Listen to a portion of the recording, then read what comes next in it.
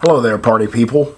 I'm feeling a little under the weather, but I have to record anyway. So, sorry if I want to get through this a little bit quicker and that I'm not my usual jovial self. A couple days ago, I saw Into the Abyss. It's the new Werner Herzog documentary over capital punishment. It's the second film this year from Werner Herzog. He did the amazing Cave of Forgotten Dreams.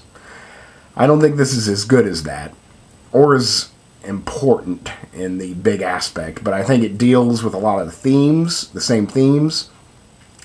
And I think since they're coming out so close together, back to back, that really I kind of feel that they are meant to be companion pieces, because they both examine humanity. I suppose all of his documentaries have kind of focused on that, but these two seem really linked together somehow. Even when, like, we get to see actual crime video, it's edited in such a way that, the camera is panning over all the blood spatters on the wall from this horrific murder.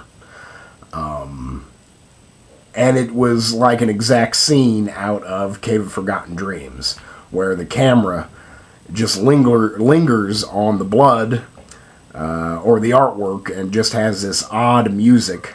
I wouldn't be surprised if it was the same composer. The music was very much like Cave of Forgotten Dreams. I thought it fit Cave of Forgotten Dreams a lot more than this film. Anyway, it seemed like a scene out of Cave of Forgotten Dreams. They did the same thing with just examining the art, except this time it was blood. It was very overwhelming at the start. There's never any reenactments, which is fine. All it is talking heads, and we do get to see some crime footage, some first-hand video from the, I guess it's evidence. Oh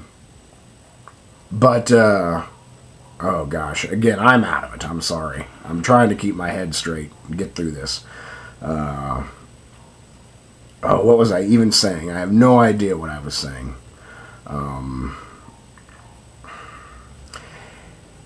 It's all talking heads, and they just deliver the story. Like, a bulk of the story is delivered by, like, a police captain, just basically reading or reciting a memorized police report. And there are a lot of names, there are a lot of connections, and for a while it was, like, overwhelming. Like, I couldn't keep everyone straight, because I was just getting so many names and so many relationships. So it was like a little overwhelming at first, that I felt like I was being excluded. But then I just got gradually drawn in as, I understood the story more. It's really good. Again, it's about capital punishment. And sticking with a documentary, what I like to call an editorial documentary, one where, opinion is meant to be, swayed or at least inspired. This is right down the middle. You really can't tell how Werner Herzog feels about capital punishment, which is perfect. That's exactly what a documentary should do. Present facts in a unopinionated manner, so that the viewer can decide. That's perfectly accomplished here. All the interviews are very good. It's a very good movie. If I haven't said it, I'm going to give it a 7. I mean, it's not outstanding. Again, I did feel excluded towards the beginning. It had to warm up. I had to get into it. It was slightly droning. Werner Herzog's voice is kind of droning, and he narrates it as he always does. So it was like a little bit of lulling me.